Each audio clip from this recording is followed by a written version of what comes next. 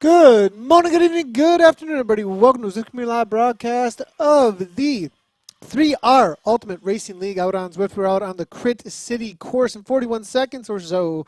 We're going to be live with round number 1 of 3R Ultimate Racing League. For a little bit of information about the league, as well as, holy cow, in the background, we've got Nathan over on the other computer, way too loud. Sorry about that, everybody. We're jumping right into the race here in about 30 seconds. We're going to be covering the A race only today, just so everybody knows. A couple of our setups in order to get all of the coverage between all of the races have been a little bit compromised today. But 3R Racing League, pretty awesome setup that they've got going on here. I just got this on the radar actually yesterday, and 3R always does an amazing job with their racing series. Obviously, you'll be seeing races day in and day out, training rides, all kinds of group rides that they are up to all the time. So 3R has been a huge part of the community for a really long time.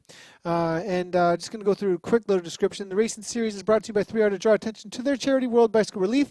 This is the first in a 6 race series spanning 4 time zones. So there are actually 4 races on every Tuesday for this. Separate points for GC as well as points racing out there, but the points racing will be decided after the race is over. So if you do want to check that out, make sure to head on over to zwiftpower.com for the standings. We're out there for 16 laps on the new crit course. The racers have jumped out on course here. Let's get right into the action. Alex Rasmussen may be joining me a little ways into the broadcast here, but we're just waiting for him to maybe be able to connect. We've had a couple of technical difficulties out there today, so a little bit of patience with us here today, everybody, as we are getting going. Let's go ahead and jump right on into the racing. We're sitting in about 73rd place here right now, following along with Kuhn, as well as quite a few other riders here from a lot of the top esports teams right now, hammering away out on Zwift here. So looking through the racers here, Healy, we're seeing Cunningham, it looks like Schultz, as well as C. Ashton is out there from WRTL. It's going to keep on moving forward here as we've got Matt Wheeler out there from, I believe that's going to be the Dropouts team. I did see them in the lineup there as well when things were getting going over on zwiftpower.com. 113 racers here in the race. Vidar Mail toward the front there from Team Callus, as you can see. We've got Team TFC in there as well. Looker there riding for Race 3R, the organizers of the race. Now they're doing the reverse of what I call the reverse, the forward is going to be the opposite direction for this, but the Bell lap has a longer KOM on it for the race here. So, Martin Tucker, good to see you there hanging out in chat saying, is this the amateur version of the race urge? I'm not too sure about that, Martin Tucker. I'm seeing quite a few of the big names in there, but I appreciate their being in the chat here and giving us a little bit of ribbon. I'm Brooke there from Vision Agency on the left-hand side of the course here. BRT is showing up in force, I believe. I did have quite a bit of conversation with them prior to the race, and they were saying that we'd be watching out for them to making a lot of moves. Mark Worthington from BRT, I do know that they showed up with plenty of racers out there today. Be on to watch out for them to be making some moves, as they have plenty of riders in there looking to make something happen in the race. I do have alongside of me Alex Rasmussen. It looks like his audio is connecting now. Alex, thanks a lot for making it in the broadcast. I'm glad you were able to get that mic functioning. Ex-world champion here. Good to have you on the broadcast with us. Likewise. Nice to be here and nice to see some great racing here with 130 riders today and actually some Danish guys I've been talking to that are participating. So I'm looking forward to see some of my fellow countrymen up there. Yeah, we'll see if they can pull it off here. You know, I was racing against a few of them just the other day on this exact course. Some of the Fusion development, I believe, and some other Fusion top riders. What is the consensus on this course? I mean, they are some very experienced in real life as well as esport racers that you've been chatting with, I think. What's the thoughts in general at this point? People are loving the new Crit City. I actually did my first real race on it today, and I found it really so much fun to do. And you just have to stay focused all the time, which is one of the things I like about Crit. For me, it's very similar to track racing where I come from. You have to stay focused for the entire duration of the race. There's no long flat stretches where you can just sit on and relax. So and plenty of places to try to escape. So it's a fun new concept. It's very, very difficult to get away on this course, I've noticed so far. Like, you try and make any moves whatsoever, and you can find yourself paying for them very quickly, it seems like, on this course here. I mean, there's the one climb each lap, obviously, as they head into past the start-finish banner, and then a left-hand turn, and there's a couple little undulations to the park there, and then there's this false flat gradient all the way into the KOM.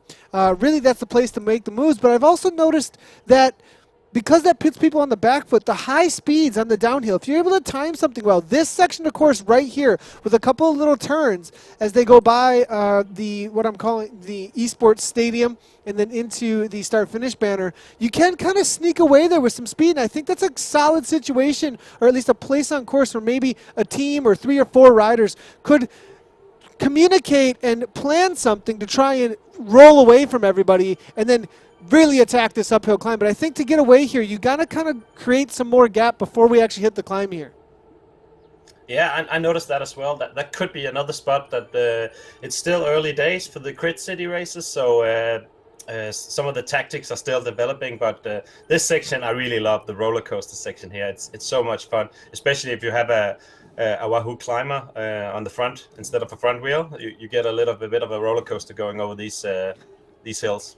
Have you actually used that? Have you actually used the Wahoo climb on this section? Yes, I have. I use the Wahoo climb quite a lot.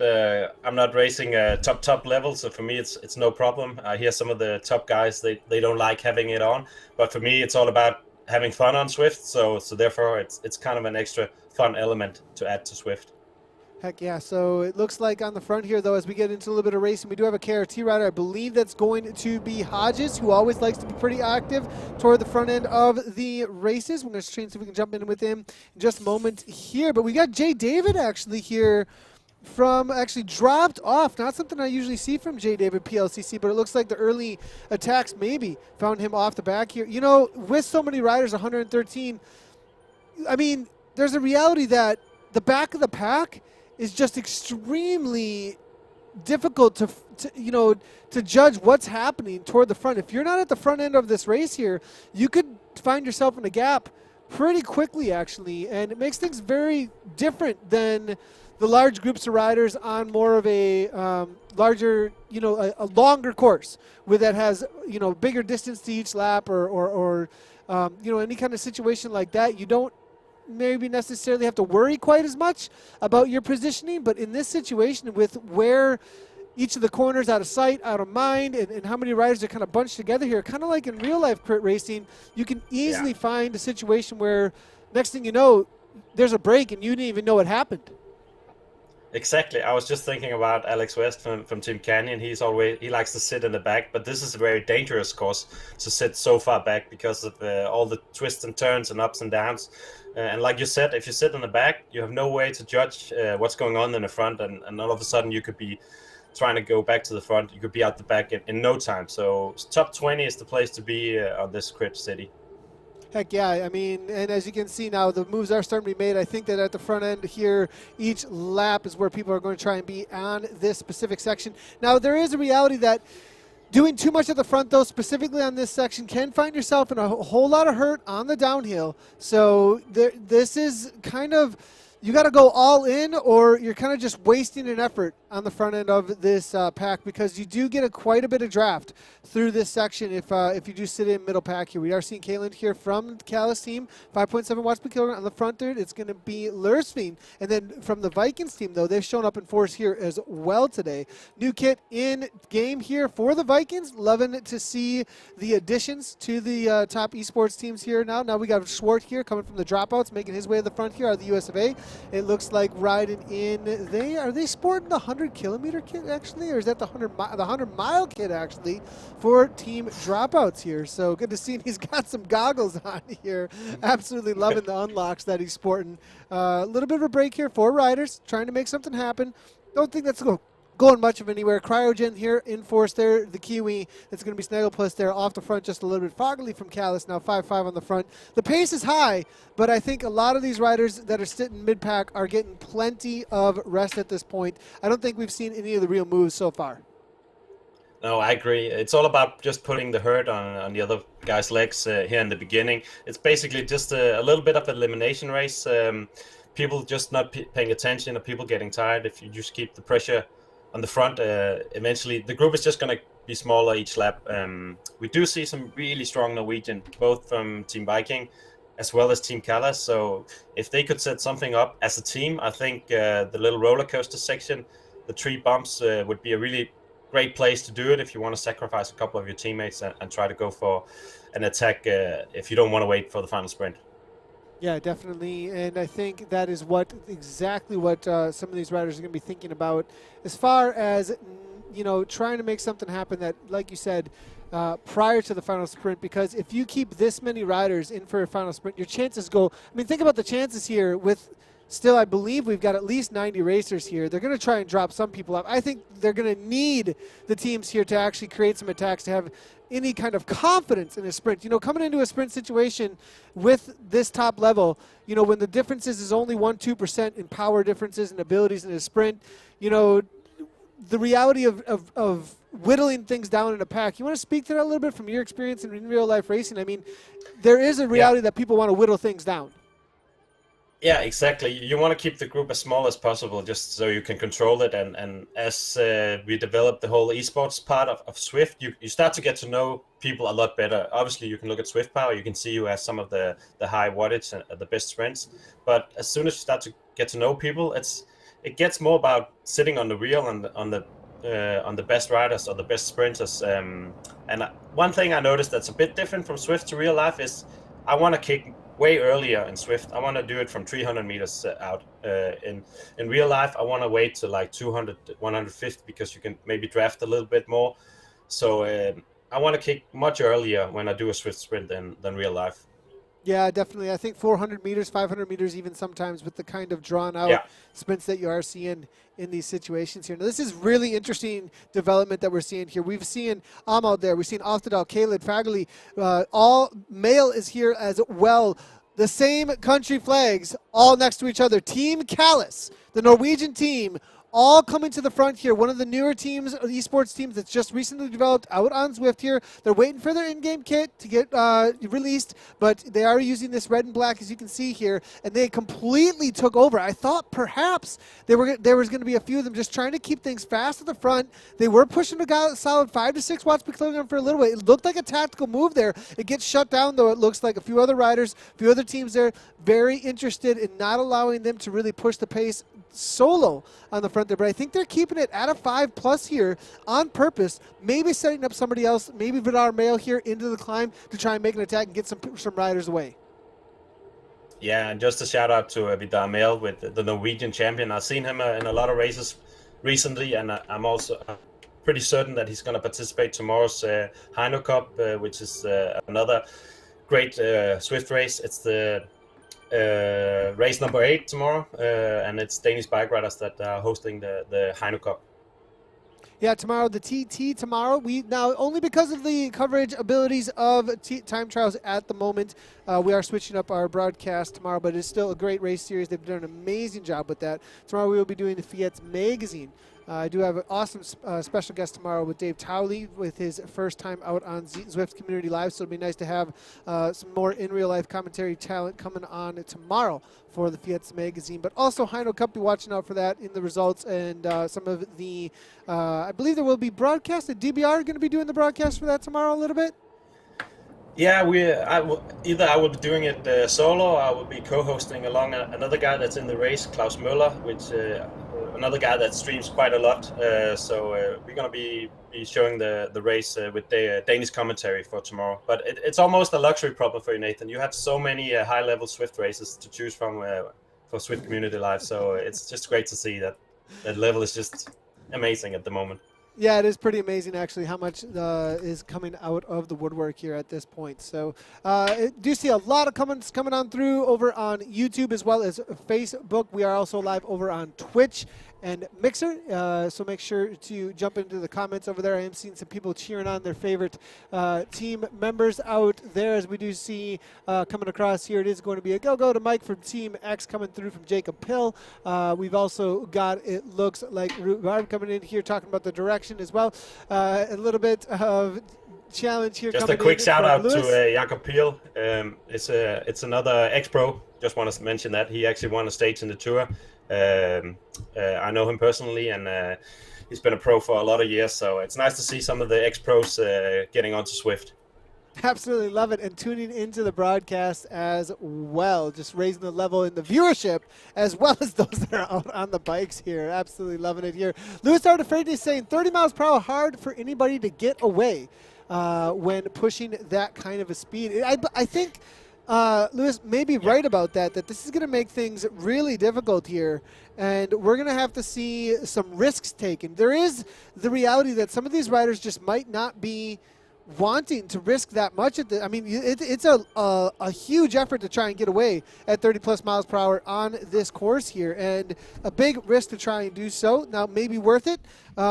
You can put riders on the back foot if you do so, and those matches aren't always wasted if you do it correctly, but it's going to be a big ask for anybody to try and make something happen here with the kind of speeds we're seeing.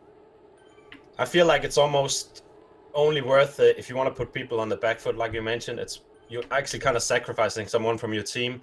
You've probably seen a lot more races than me, but I'd like to hear your perspective. I think the level is so high at the moment, and especially in the big groups, like if you have 100 participating, it's almost impossible to get away. I rarely see it. Yeah, we have done some in the past, some tests to see if we could do a couple of things with the physics to see if there would be any difference in the racing and whether or not we would have a situation where the pack maybe was able to split up a little bit. Some of them turned into being like sludge and everybody was just out there in their own team time trial. A few of the setups seem to maybe allow things to be a little bit more tactical out there, but hopefully in the future we can do some more ZCL test labs around that stuff. But I would have to agree, I was out here on this course with a much smaller pack, actually, only about 10 to 15 riders. We did get away with a group of 3, but it was, I think, simply because we were A to A plus riders that had gotten away from maybe a lower category A to B riders that were riding with us. So it was just that reality was that there was just some stronger riders that were able to break the pack. In this situation, with the margins being so small, you're going to have to see some really smart tactics. I think it is possible, but I think there has to be a certain amount of willingness and a certain amount of tactic. Yeah. If we saw the likes of James Phillips, perhaps put a sprint into 15 watts per kilogram for a moment, then hold at 6, have somebody else come across to him, another. If we started seeing a situation where riders were just willing to burn matches, and they, this harkens back to Cavendish did a race ride very early on in the world of Zwift, and his tactic was sprint, stop, sprint, stop, sprint, stop, and after 7 of those, he was alone. And it was with, it was with some of the top riders, but it was because he used that VO2 max enough that a lot of these riders might have the threshold effort to hang on, but if you make them go into that red repeatedly, eventually you'll see who the cream of the crop is. It's kind of similar in mountain bike racing, so... I agree. I think Cavendish also kind of wasn't afraid. He didn't have anything to lose. He just wanted to go out there and see what Zwift was all about and just try it out. And the thing with the race series is also that there's so much at stake for people in the big series. So nobody wants to go out there and risk like getting no points. So it's much more safe to sit on and maybe do a top 10, top 5 in the sprint than risking going solo for the win and then getting dropped and spat out the back. Speaking of risking going solo for the win, it's actually Vidar Mail here, the Norwegian national champion, off the front here by 1-2 seconds here. James Hodge is here trying to come across. Looks like Lursveen as well from the Vikings. But as you said, on that downhill, the speeds just get so incredibly high. He's pushing 450 watts. He could get together here with Lursveen here, the Vikings team. Lursveen always willing to put in a little bit of risk, it looks like here, and he makes his way to the front here. K Hacker, though, comes on through 5 watts per kilogram. Again, shut down very quickly here. So it looks like no break going to be happening just yet. 9.6 miles in total so far. For the race right now. I believe we are heading, it looks like, into... It's going to be difficult to keep track of how many laps we've done here, actually, as we've got 16. Yeah, I would love a lap countdown. Yeah, we need some sort of a lap countdown on the tracker here. We'll see if we can get some live results coming on through for ZwiftPower.com, as it might help us out a little bit here. As far as the averages so far, Rasmussen has come through here with a solid 4.8 watts per kilogram toward the top end of that. Tom of Kalen's put up 5.1. Vidar Mail, 4.8 so far. So hanging on at 20 minutes, pushing 5 watts per kilogram for some of these riders here, actually. But Mail here now 4.6, heading to the back of the pack again here, sitting 18th place. It has whittled down quite a bit. I do not believe we're anywhere near having 113 in this pack. I do believe we're looking more to about, from what I can see here, it looks like we're sitting at about 56. So we've cut it in about half here for the total of the riders. You're Kalen out the front here, Callis. Now 2 Callis riders actually I'm seeing at the front end of the race with, I believe it is going to be Karstensen here, also coming out of Norway. So the Norwegians continue to push the pace here. They're not letting up. Cryogen here, though, jumping right on the wheel, playing it smart. Nobody else really sticking their nose in the wind, though, amongst the riders here. About hitting the halfway point, I believe, and I think this is when we might see a few of those, maybe thinking some of the powers coming out of the legs, maybe, soften a few of the riders up here. We'll see if anybody's trying to take some risks. I think taking risk is the races I've seen on Crit City. It's the second last lap. If people don't want to sprint, it's always second last lap over the roller coaster hills, and that downhill that you're talking about, you can really gain some speed there. And then it's just close your eyes and just put all the effort in. Then you only have 2 kilometers left when you hit the final lap. And I'm getting a lot of questions coming on through. Thanks so much for the questions coming on through here. Kieran and McKenna, apologies on not having B or C or D coverage today. The only reason being that a few of our feeds were struggling today to come on through for us. We had a couple of technical difficulties up front. As you can see, the Zwift that we are broadcasting right now looking a little bit different than it usually does. And so also the clicking through a little bit here today and a few other things. So using a little bit different setup than we usually do. So we will, though, hopefully by tomorrow, be able to cover a few more categories for everybody. So we will try to make sure to also go through a few of the results if we can do so at the end of the broadcast for the B's and the C's and the D categories there if we do have some finishers by that time here. But we're about halfway through the race. I'm being told we're about on lap 8 now, going into 9 here. It is a total, let's see, I believe as far as kilometers go here today, we've got Bell Lap KM, it doesn't even say KM actually over on the event thing. Interesting, over on zippower.com. Do you know what the total is? 30, it's a little bit over 30, I think. So we're looking at like 32 kilometers. It's 31.3 according to 31.3. Swift Power. Gotcha, 31.3. So we're a little bit over halfway at this point here. So a little bit of attack here on the front, though. Things making it interesting. It looks like it is going to be the KRT team. They always, KISS Racing team, seem to be the ones that are interested in making things happen. Hodges, always willing, put on a show, get some TV time here. Blackburn, Wheeler now it looks like sitting in 4-8 or so. Nobody really wanting to make those moves like we had said. Everybody keeping it pretty calm. Classic crit racing at the elite level. And really this is somewhat similar though to the reality of in real life crit racing. Yep. A lot of times you do just have everybody sitting around waiting for the sprint with a couple of taking some risks. Once in a while you do get a flyer off the front, able to get some time if they're on another level, but we'll see if we do have any more moves being made here. Hopefully a couple of the teams have something in reserve. Did hear from BRT seeing they were going to try and make some action happen here, but nothing quite yet happening off the front. Now it's like all races we watch, if it's Swift or it's real life, we want to see some action, we want to see some breakaways, but the reality is most teams, they always have a good sprinter, and that's why you see in real life as well on Swift that some of these small crits, it's just people controlling the tempo, and if you sit at the front with 400, 500 watts, it's pretty much impossible to break away. So I think the reality is that most of the guys here have a sprinter. Most of the teams have a guy they think they can sprint. So it's going to take a special effort if you want to go away here. Definitely huge effort if they do want to get away. There are a couple of riders that could be able to make it happen. We've got multiple national champions hanging out in the race here. Team Draft, I believe, sitting in here, Warren Muir, current Canadian national champion, donning that kit in game right now. Riding solo, though, Draft, not with too many riders. Showing up lately to some of these primetime. Team BRT, from what I can see, has Tom Gakeson here, Richard Gannon, Richards is in there, Michael Durr, Michael Cox, Mark Worthington, Leon Bond, John Bergenski is in there, Harold Davies here as well, Jerry Schultz, Christian Moxon, they've showed up with like their entire team, Alan Campbell. I believe they've got almost 15 riders showing up on the day. BRT has plenty of matches to burn here. Maybe the speeds, though, just a little bit too high to try and make anything happen. It looks like Canyon's showing up with just James Phillips. That's a rider, though, UK reigning national champion, that can make it happen solo with the kind of sprint that he has out here. Just a quick note on the national champions. I love to see the jerseys here on Swift, but it's and I'm sure they're proud to wear the jersey, but there's just one big disadvantage is that everyone knows that you are a great Swifter. So when people see the national jersey, they're not going to let you go. It's kind of like the World Championship jersey curse that sometimes is there, because when you break away, everybody knows we don't want to let this guy go away.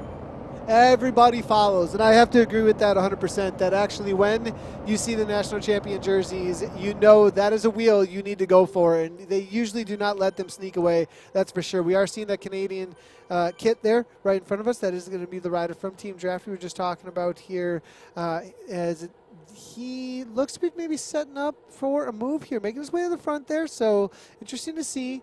Will we see something happening here? This is the section where sometimes riders are able to sneak away off the front here. Here comes Em Cox there. Now far up there for responding. We saw some orange numbers for a moment there, but nothing just yet going anywhere here. So BRT calming right on down. Team Draft always also calming down as well. We've got a Bumblebee B kit making their way to the front. Is that going to be Sakuma perhaps? Cox there all the way back in 70th place. It's like crazy how big of a gap there is between first place and all the way back to almost 70th there amongst the riders here. Free lap, Wheeler's asking Does he get a free? Did he have a dropout? Is he asking for a free lap because of the dropout, or is that perhaps the rider that was just in 70th place? Perhaps is that why it said 70th place there, because of being one lap down? That may have something to do with it there. But yeah, interesting to see Bond here. As you can see, 12.3 in. So you can see on the right-hand side of the screen if a rider is one lap down. There's going to be Dietrich here, who did take a free lap. Now, there is no free. He'll end up having to finish another lap and not actually finish in a position. But because of the reality of the team situation, that makes things interesting, Alex, because a rider could take a free lap and then support the team with a little extra in the legs. Yeah, I actually done that, and I remember you actually streaming this. It was probably about a year ago, when we did the jungle course, and I was dropped with a lap, and I was actually trying to lead out some of the other Danish bike riders, some of my fellow teammates, because I got dropped, so I might as well. So that is actually something. It's not really, it's frowned upon to do it, but you could do it, yeah.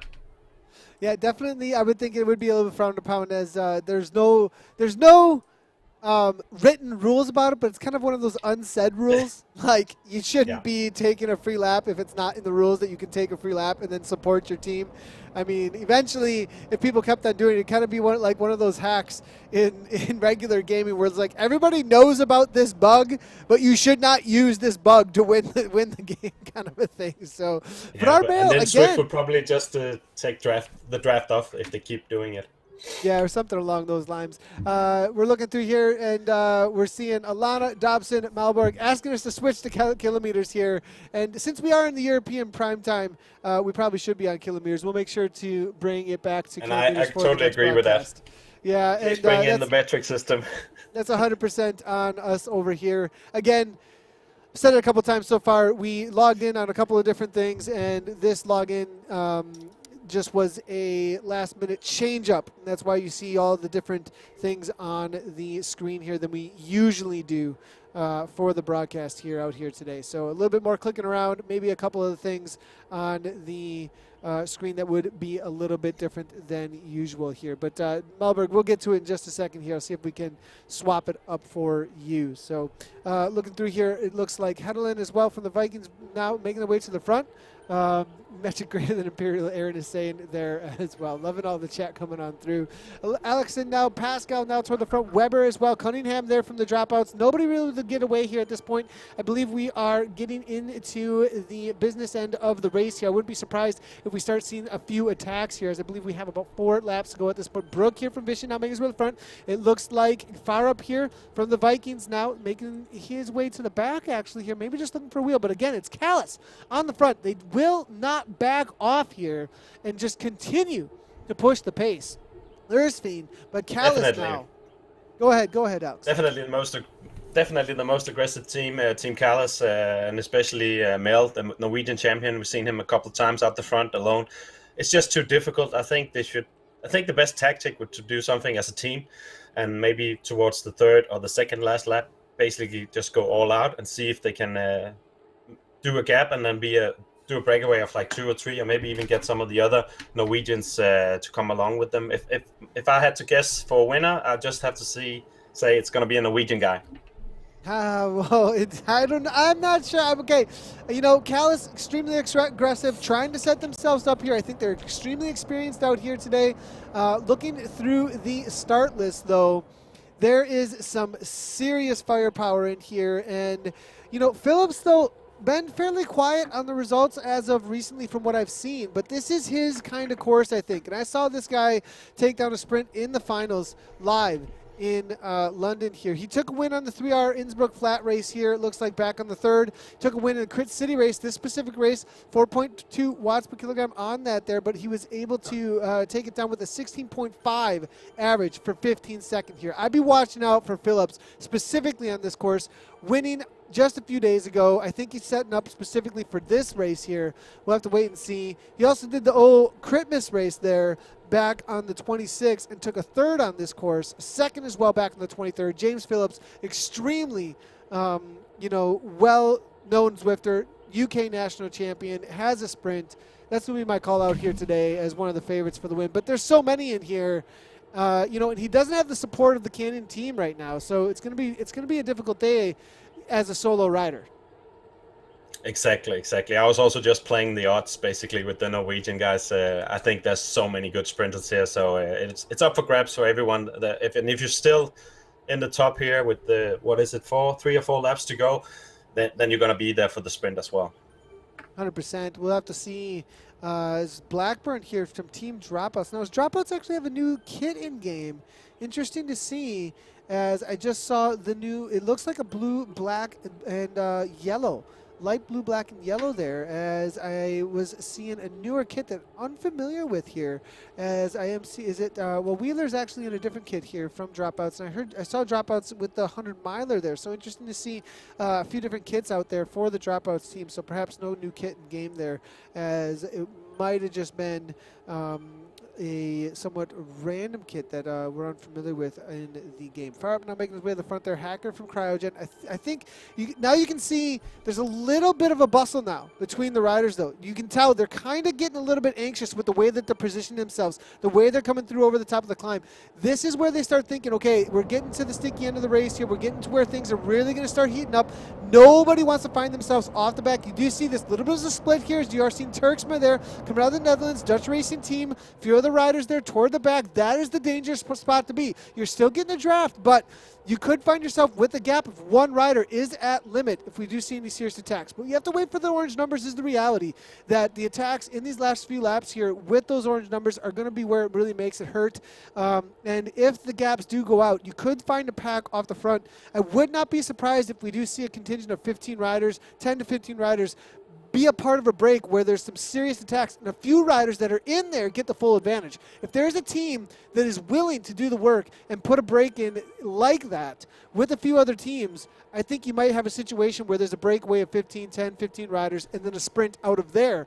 And it would be whoever sat in well with that attack, right? Like, it's almost like you have a first lead out and then a second lead out to try and make that break happen.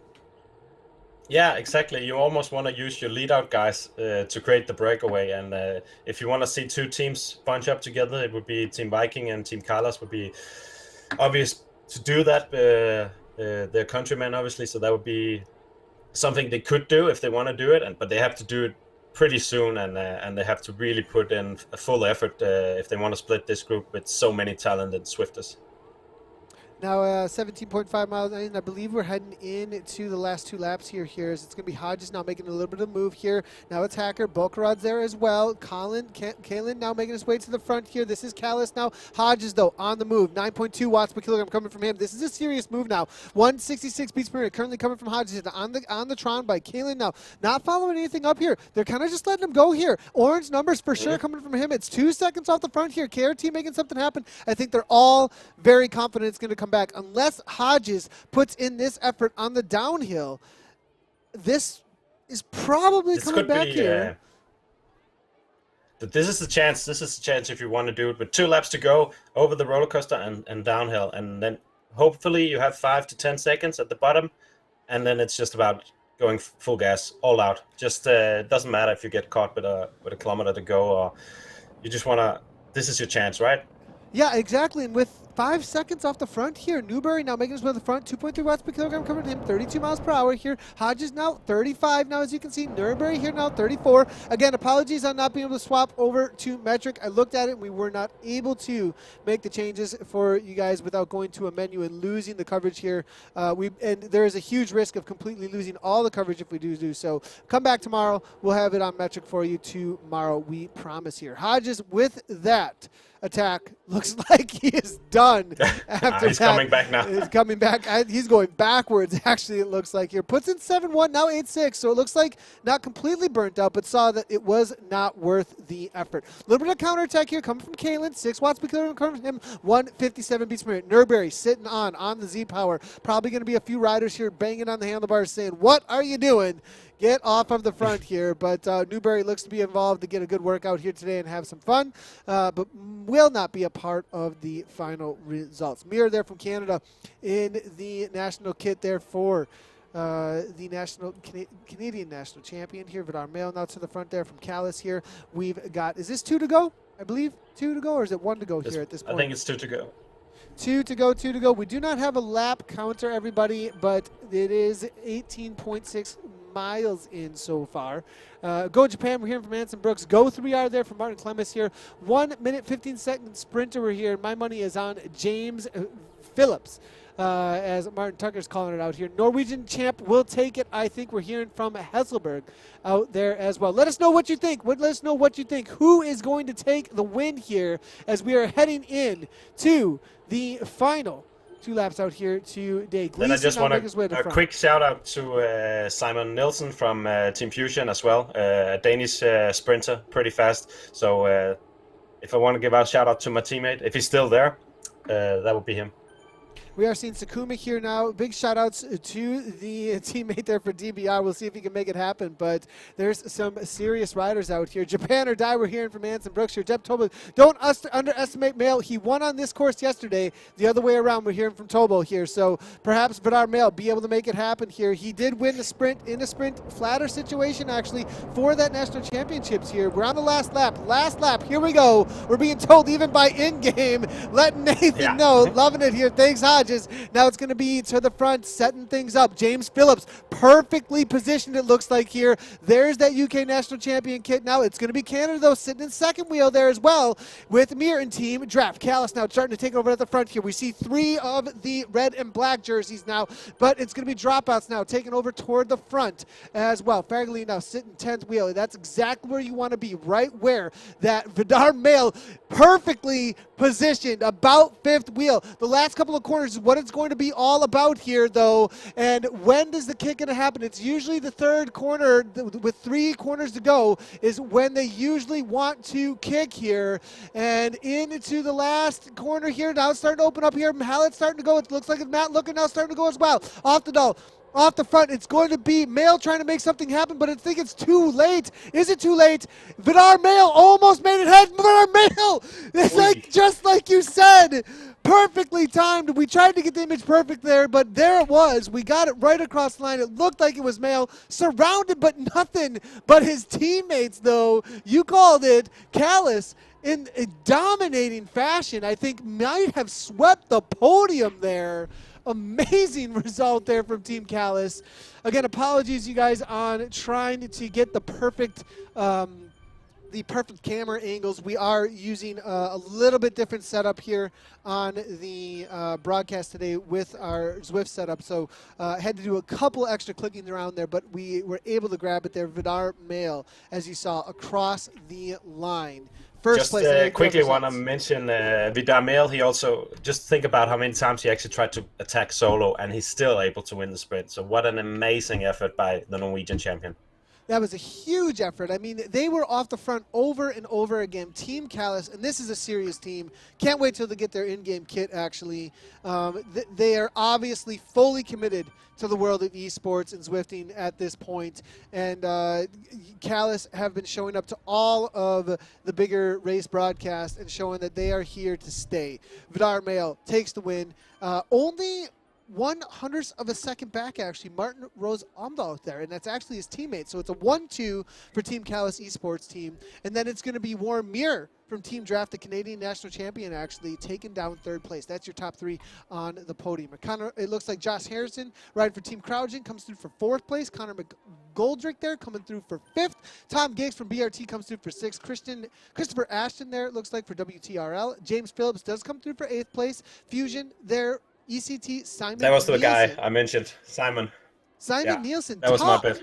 Now that's he's also a top triathlete in real life, if I'm not incorrect. He's very strong, yeah, and he's just a strong rider in general and loves to Swift, and one of the best guys of the Danish Team Fusion. Yeah, and we are seeing then Matt Looker coming through for 10th place for race 3R, and that was one of the predictions actually coming on through from Unai Balenciaga, actually. So thanks a lot for all of your predictions coming on through, as well as chat over on Facebook, YouTube, Twitch, and Mixer. We appreciate all you guys tuning on in. So tomorrow, Alex, it is going to be DBR Hino Cup, and then also the Fiat Magazine race, actually, and I believe we're going into race number 6 for them, so that's going to be the broadcast tomorrow. You can catch DBR. We'll be doing the Hino Cup and the TT tomorrow, if I'm not incorrect, Alex?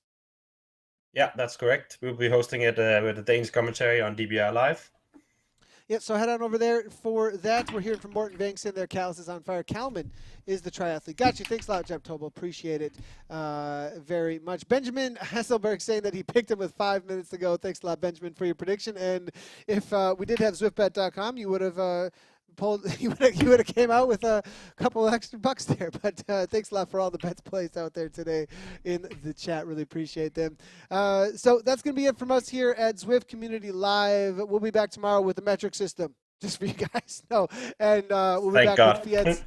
Yeah, thanks a lot, Alex. I appreciate the feedback there as well as in chat there as well. Make sure to hit those follow buttons wherever you are watching over on Facebook, Twitch, Mixer, or YouTube. You can watch the VODs of the broadcast for all of the races that we've been doing circa 2016, going pretty far back.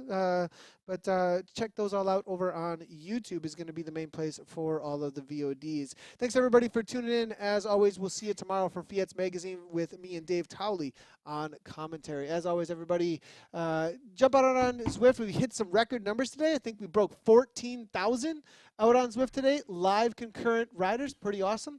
Alex, thanks for joining in with the commentary. We'll see you next week for some more racing.